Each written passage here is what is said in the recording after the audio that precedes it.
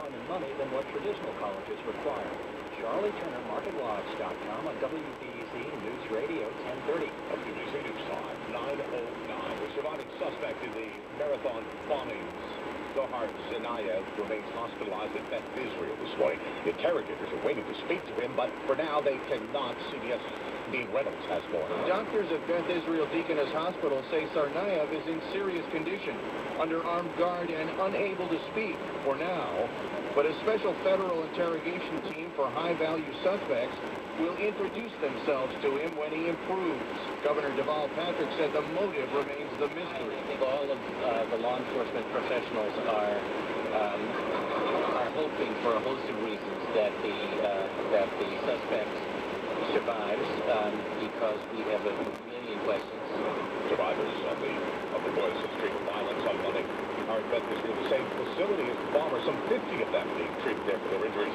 ABC's Julie Walker has more. Beth Israel Medical Center here in Boston remains under heavy guard. This hospital took in multiple victims following Monday's bombing that hurt at least 180 people and killed 3. A hospital spokesperson says less than a dozen remain here and none are in critical condition.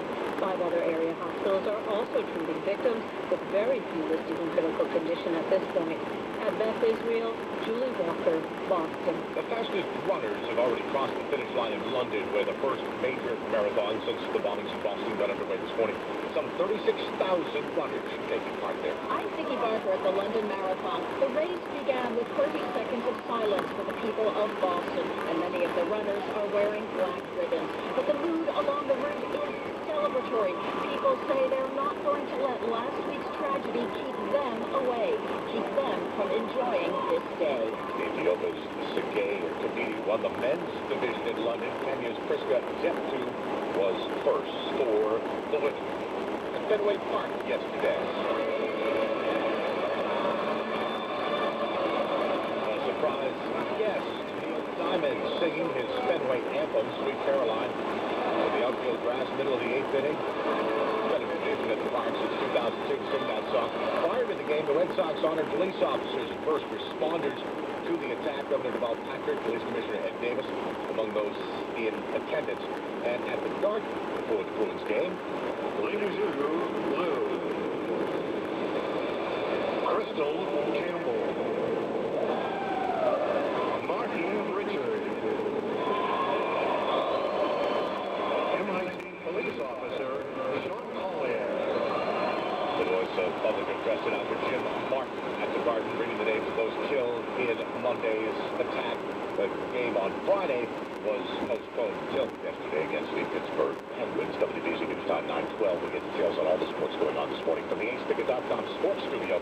Jeff Brown. At Fenway Park, of course, yesterday, Red Sox returned home for the first time since the bombing. They wore special white uniforms. The jerseys said Boston instead of Red Sox. And, of course, they wore their emotions on their sleeves. Pre-game ceremonies honored victims and first responders. Neil Diamond was there to sing Sweet Caroline.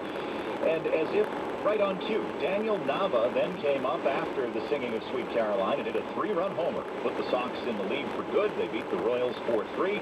Red Sox in Kansas City in a day-night doubleheader at the Fens today. Alan Webster, he came over from the Dodgers in the big trade last year, expected to make his first major league start in the nightcap. And if you follow these sorts of things, former Red Sox pitcher Josh Beck, now 0-3 on the year with the Dodgers, losing again yesterday.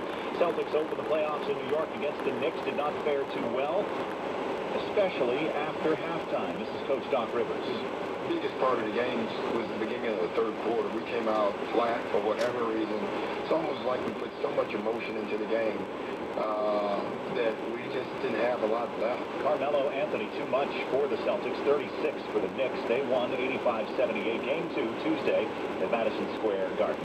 NHL superstar Jerome Iginla was thought to be headed to the Bruins last month. Not to be true. He ended up with the Pittsburgh Penguins.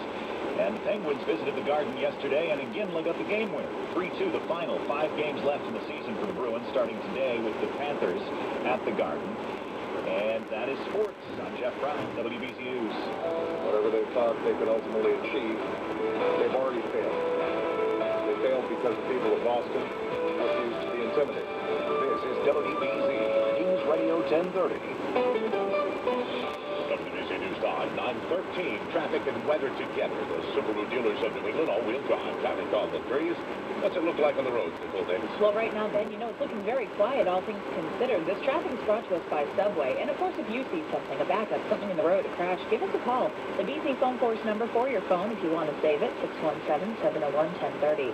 Now, keep in mind, downtown, the Callahan Tunnel, that right lane is still restricted. They're doing some manhole repairs, and we've heard from the DOT that's going to